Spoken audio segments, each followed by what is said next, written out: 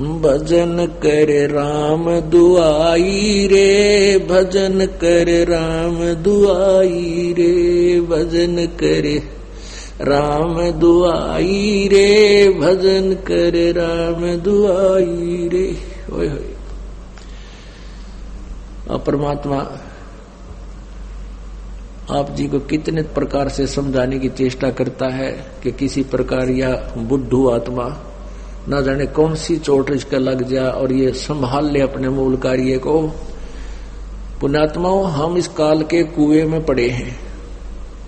जैसे कुएं में बाल्टी गिर जाती है तो बाल्टी निकालने के लिए क्या करता है निकालने वाला, एक हुक होते हैं, उसमें 20, 25, 21, 22, 15, 16 हुक होते हैं, हुक, और उनको एक कड़े में डाल दिया जाता है और वो अलग अलग से ऐसे ऐसे अलग अलग उनको उसमें जड़ा हुआ होता है, डाला होता है, और उसको रस्से से बांध कर कुएं में डालते हैं।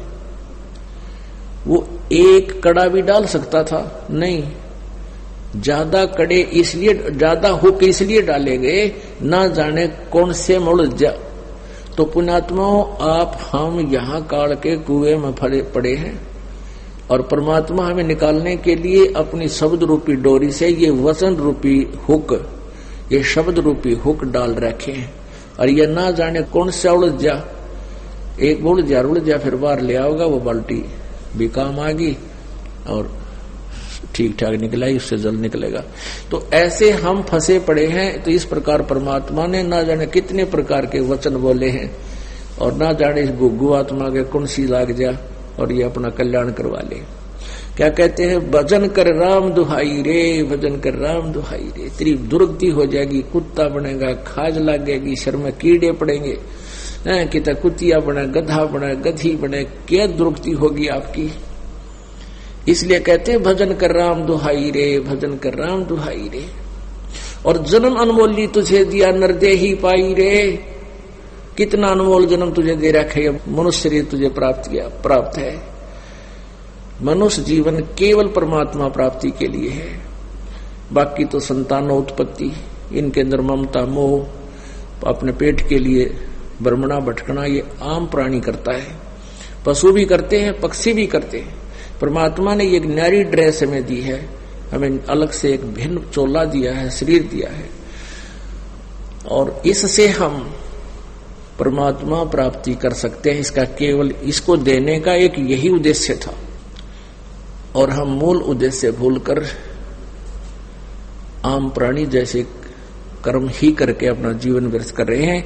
इसलिए भगवान हमें याद दिलाता है, भजन कर राम दुआई रे, भजन कर राम दुआई रे, भजन करे राम दुहाई रे, भजन कर राम दुआई रे।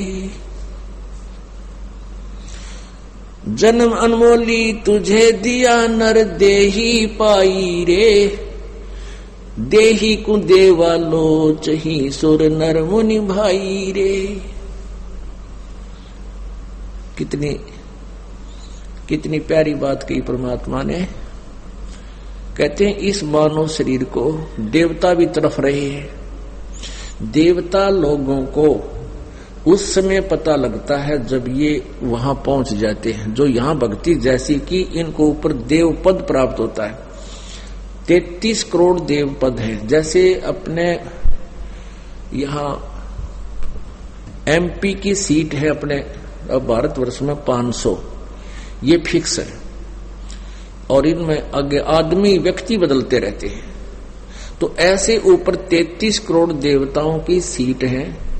उन्हीं में से ब्रह्मा विष्णु महेश और फिर उनके अंतर्गत जितने अधिकारी वो लगाए जाते हैं। वरुण है ये जल का देवता, कुबेर है ये धन का देवता, वित्त मंत्री।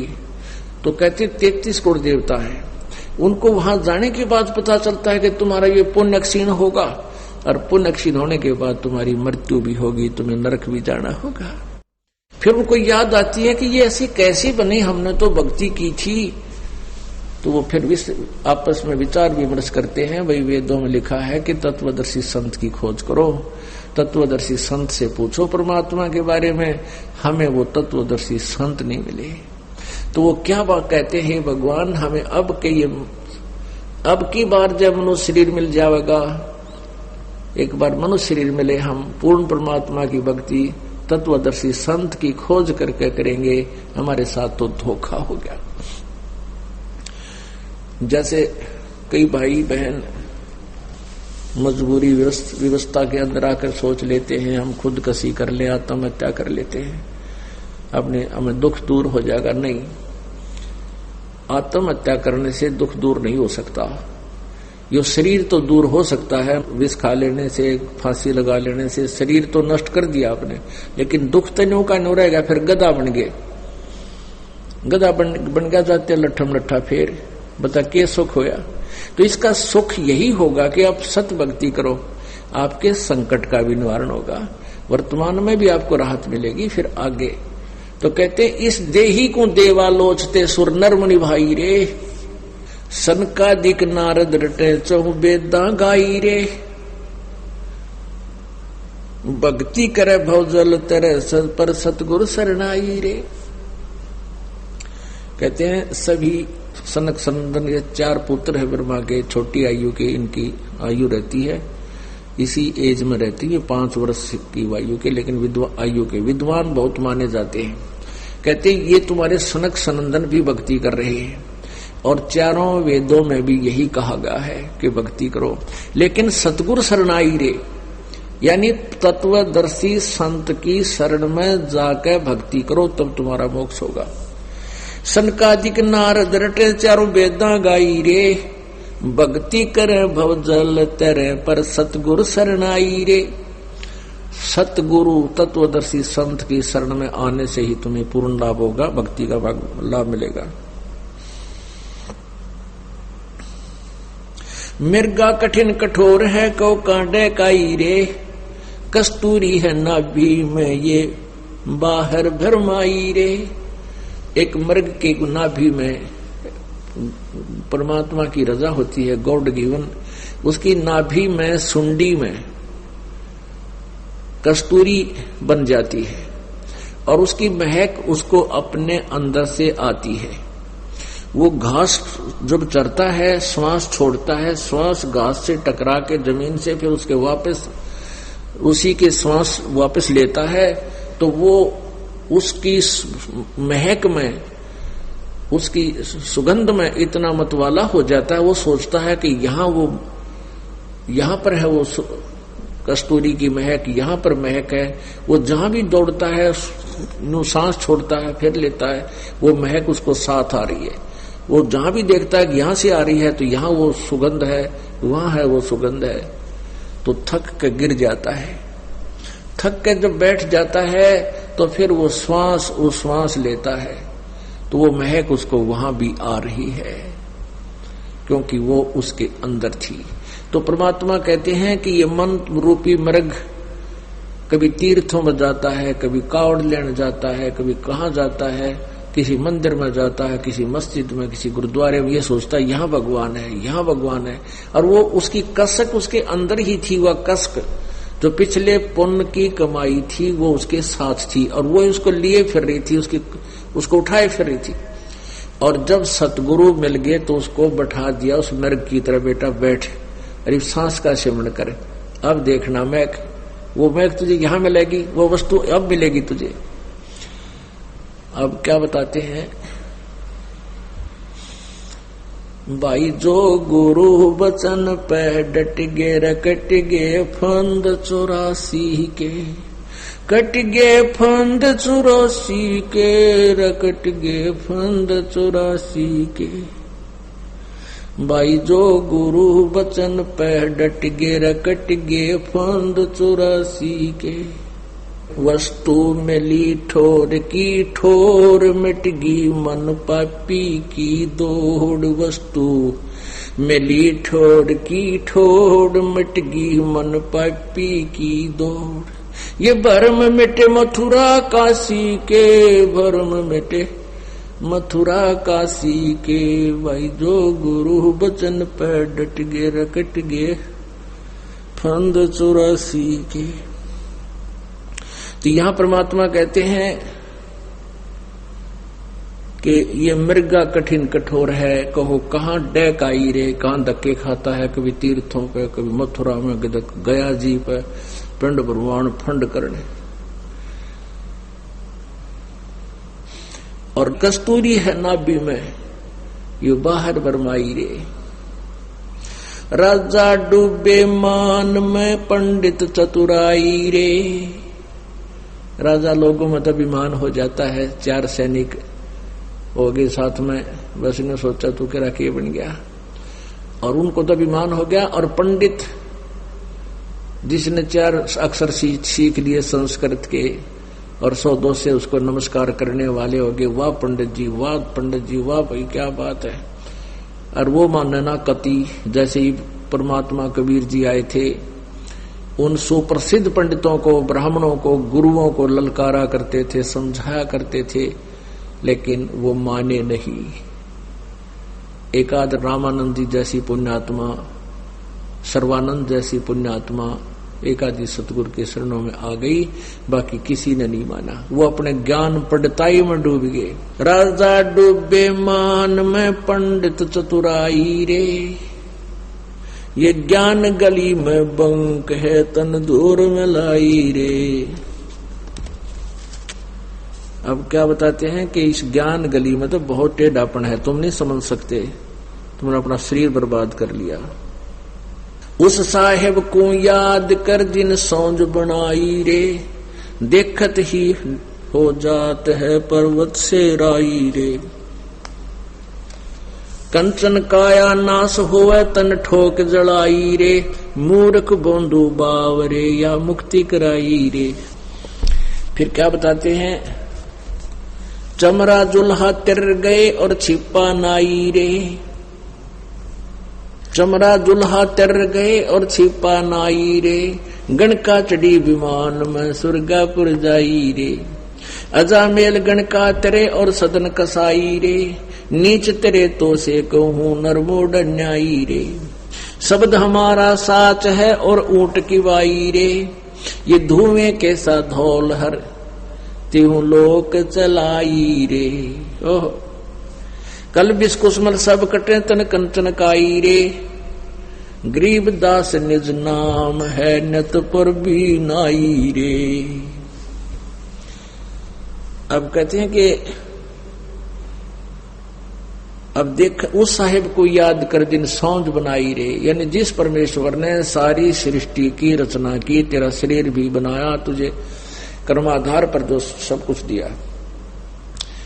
गीता जी अध्याय नंबर 15 के श्लोक नंबर 4 में कहा है कि तत्वदर्शी संत की प्राप्ति के पश्चात, उसके पश्चात उस परम पद परमेश्वर, उस परमेश्वर के परम पद की खोज करनी चाहिए, जहां जाने के बाद प्राणी संसार में लौटकर कभी नहीं आते, अर्थात उनकी जन्म मृत्यु सदा के लिए समाप्त हो जाती है। और जिस परमेश्वर से संसार रूपी वृक्ष की प्रवृत्ति विस्तार को प्राप्त हुई है, अर्थात जिस परमात्मा ने सारे ब्रह्मांडों की रचना की है, और मैं भी उसी की शरण में हूं, उसी की पूजा करनी चाहिए, नथिंग एल्स, पूर्ण मोक्ष के लिए।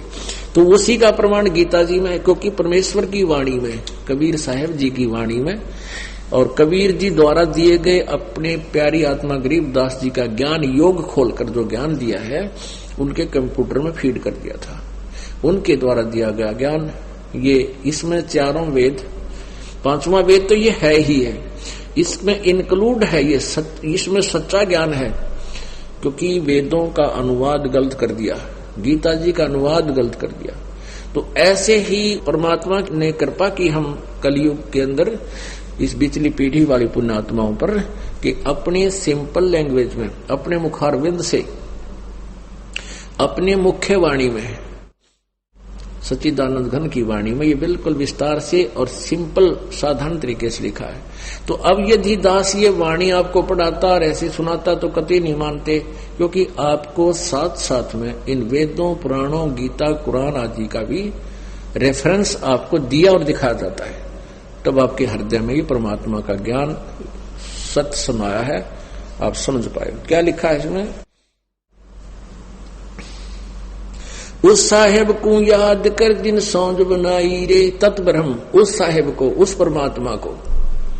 गीता जी 18 के श्लोक नंबर 62 में कहा कि अर्जुन तू सर्वभाव से उस परमेश्वर की शरण में जा जिसकी कृपा से तू परम शांति और सनातन परम धाम, परम शांति यानी पूर्ण सुख, फिर जन्म मृत्यु कभी नहीं हो, वो तब सुख होगा। नहीं तो जन्म हो यार, दुख का कैर टूटा, गर्भ से दुख होने शुरू हो जाता है इस प्राणी के ऊपर। मां के पेट में बहुत दुख होता है और आजीवन दुखी रहता है। कभी सांस का दर्द, कभी कड़म में दर्द, कभी कुछ हो गया, कभी किसी चीज की टेंशन, कभी रोजी रोटी के लिए चिंतित, कोई और समस्या आ गई और शारीरिक कष्ट नरे। तो परमात्मा कहते हैं वो परम शांति तो वही मिलेगी उस तत्व ब्रह्म के पास, परम अक्षर ब्रह्म की साधना से। उस साहिब को याद कर जिन सौंज बनाई रे, देखत ही हो जाएगा ये पर्वत से राई रे। कितना सुंदर शरीर है और एक बार फूक दिया जाएगा, सभा हो जाएगा। जब तेरी मृत्यु होगी उसके उपरांत इसको जला डालेंगे, ये राख बन जाएगी, पर्वत से राई बन जाएगा। कुछ भी नहीं, आज तो फूला नहीं समा रहा, पता नहीं के जुगाड़ जोड़े बैठा है, एक सेकंड में ना मेरा के बिजली गिर जा। हम देखते हैं रोजाना कितने बड़े बड़े सेठ, मंत्री, मुख्यमंत्री, प्रधानमंत्री अपने ही हेलीकॉप्टरों में क्रश हो जाते हैं, नष्ट हो जाते हैं। एक सेकंड के बाद उनका नाम और निशान नहीं मिलता है।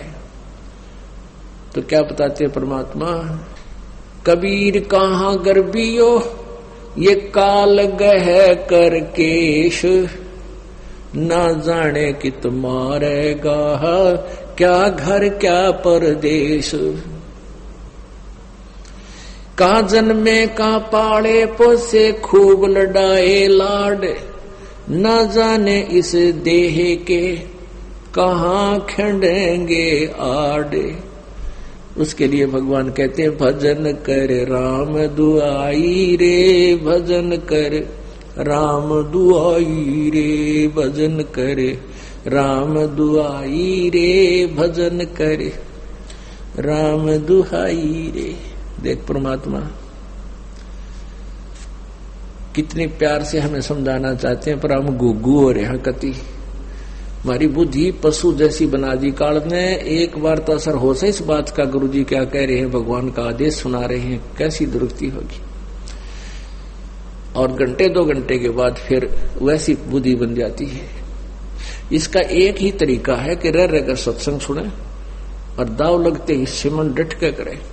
फिर भक्ति बढ़ती जाएगी ना, आपकी सेवा की, धर्म की, दान की, या कमाई बढ़ जाएगी। फिर यू ज्ञान काफी देर तक असर करने लग जाएगा।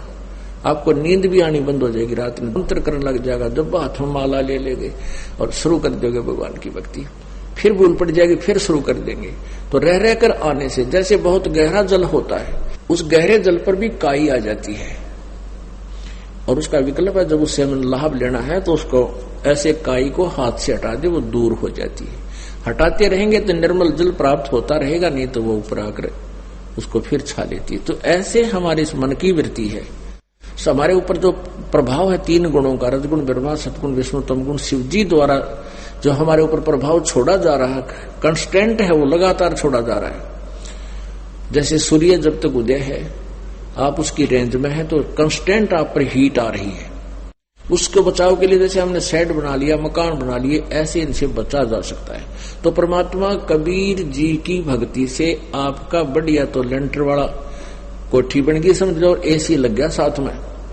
तो इन तीनों गुणों का प्रभाव से आप ऐसे बचोगे, ऐसे व्यवस्था बनाने से बचा जाता है। जैसे हमने एसी लगा लिया, कूलर लगा लिया, पंखा लगा लिया, मकान बना लिया, तो उन ताप से बच गए हम, गर्मी सर्दी से। तो ऐसे ही इस भक्ति की शक्ति से, भक्ति की धार्मिकता से, इन तीनों गुणों से हम, इनके प्रभाव से बहुत बच जाएंगे, घना फर्क पड़ जाएगा। और फिर हम तीनों गुणों के प्रभाव से हम बचे तो भक्ति करेंगे। जैसे हम इस साइड में बैठे हैं, पंखा चल रहे हैं, तो हम भक्ति भी सुन रहे हैं। यदि धूप में बैठे होते थे कहाँ सुना जाता था, गर्मी याद आवो हमारे। तो ऐसे ही हमारे ऊपर तीनों गुणों का जो दबाव है, त्रिगुणमयी माया का, ये भगवान की भक्ति से, धर्म से, पुण्य से, 5 यज्ञों से, ये फिर एक किस्म का प्रोटेक्शन बन जाएगा आपके। फिर क्या बताते हैं कि तुम ये ना सोचो ये कंचन काया नाश हो तन ठोक जराई रे। ये तेरा कितना सुंदर शरीर है सोने जैसा, ये भी एक दिन नष्ट हो जाएगा और इसको फूक देंगे घर वाले उठा के। और कहते मूर्ख बंधु भाव रे, या मुक्ति कराई रे। मनुष्य जीवन मिला था मोक्ष कराने के लिए और डले डोकर और इसको छोड़ चला, जिस सुंदर शरीर को तू अपना मानता था। और ये भी तेरा नहीं रहा। फिर क्या बताते हैं, तो ये ना सोच कि हम गरीब व्यक्ति पार नहीं हो सकते या अन्य जाति वाले पार नहीं हो सकते, क्योंकि आज से 600 वर्ष पहले परमेश्वर ने 300 वर्ष पहले गरीबदास साहिब जी ने ज्ञान दिया था, उसमें छुआछात बहुत थी। ब्राह्मण लोगों ने ही ठेका ले रखा था मोक्ष प्राप्ति का, विद्या पढ़ने का, ग्रंथ पढ़ने का। तो क्या बताते हैं कि भाई चमरा जुल्हा तर गए और छिपा नाई रे।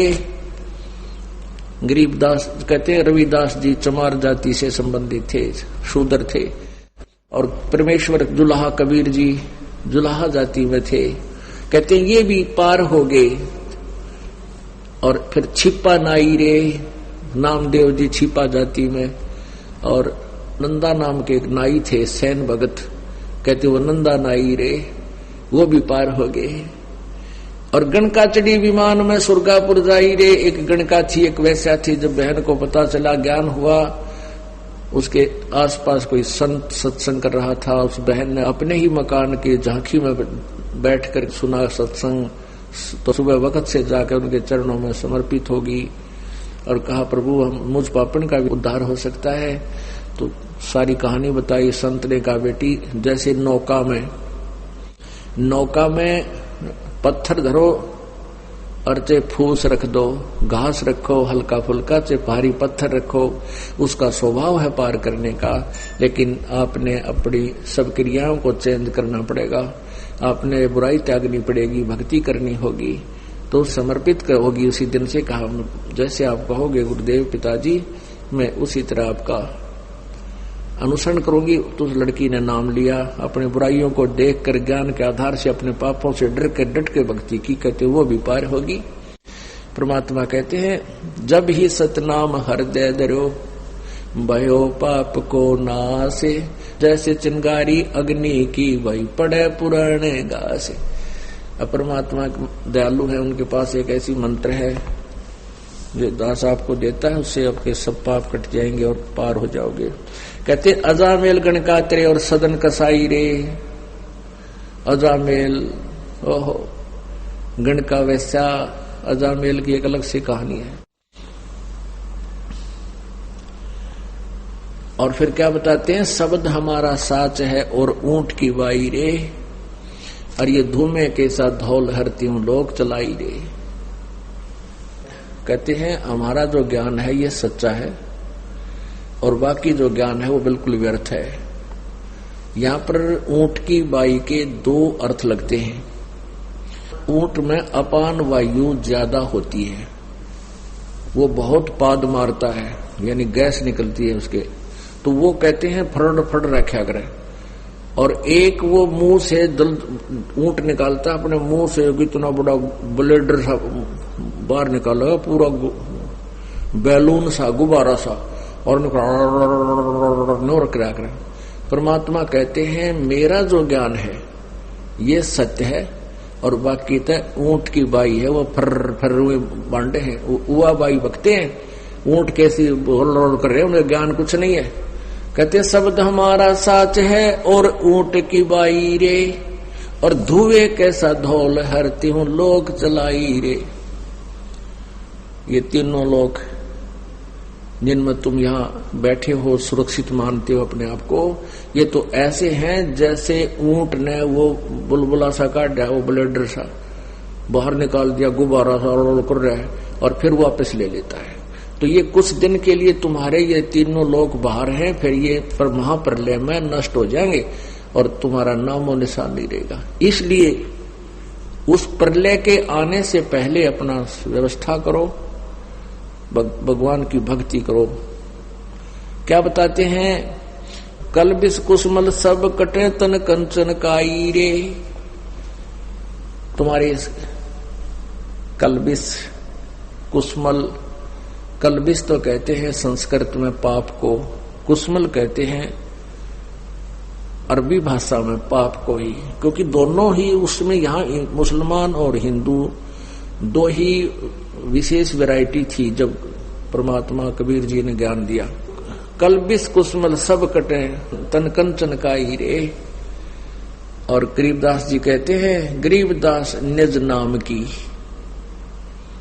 सच्चे नाम की, वास्तविक मंत्र की, उस तीन नाम के जाप की नित पर भी ना आई रे।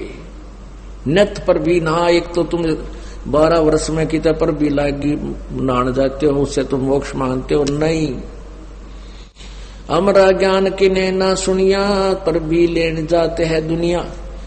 कहते हैं ये पर भी ना हो, गरीबदास निज नाम की नित पर भी नहाई रे। भजन कर राम दुहाई रे, भजन कर राम दुहाई रे। पुणात्माओं, परमात्मा को पता है हमारे ऊपर कितनी आपत्ति आवेंगी, इतना कहर टूट जाता है इस प्राणी के ऊपर। पशु पक्षी बनेगा कि धक्के खाएगा। आज कार कोठियों में चलता है, कल कुत्ता बनकर उन कोठियों के पास में बैठेगा। बाहर ऊपर से शीत लहर होगी, वर्षा आ रही होगी, टूक में ले कोई ना, ऊपर से खाज लाग जाए, टांग टूट जाए, कोई पट्टी बांधनी है कोई ना, फर्स्ट एड करने वाला भी नहीं मिलेगा। तो इसलिए परमात्मा कहते हैं भजन करो राम दुहाई रे, भजन कर राम दुहाई रे। बोलो सतगुरुदेव।